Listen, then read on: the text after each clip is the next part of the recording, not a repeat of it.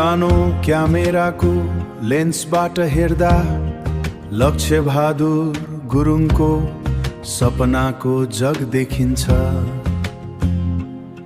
1979 को माटो, 7000 आशाको ग्यालरी,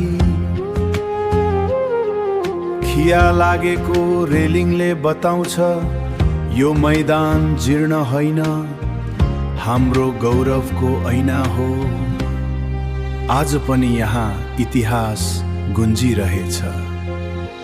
राजरङ्गशाला, राजविराजको मुटु, बालबच्चादेखि बुढासम्मको साझा चौतारी, धुलो उडेको ट्र्याकमा भविष्य दौडिन्छ। सिमेन्टका हरेक चर्किएका खुड्किलाले पुनर्निर्माणको आवाज उठाउँछन्। संरचना थाकेको देखिन्छ तर सपना जागेकै छ। मर्मतको अभावमा पनि पसिना बगेकै छ। सप्तरीको माटोले सोध्छ हाम्रा खेलाडीले कहिले पाउँछन् उचित मैदान। जीर्ण बार र खियाले छेक्दैन,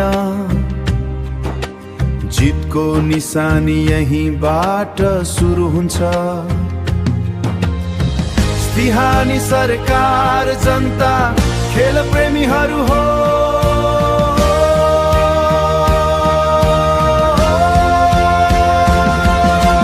यो मैदान केवल मैदान होइन, भोलिको समृद्ध राजविराजको आधार हो। पुनर्निर्माणको आवाज उठाऊ, यो गौरवलाई फेरि सजाऊ।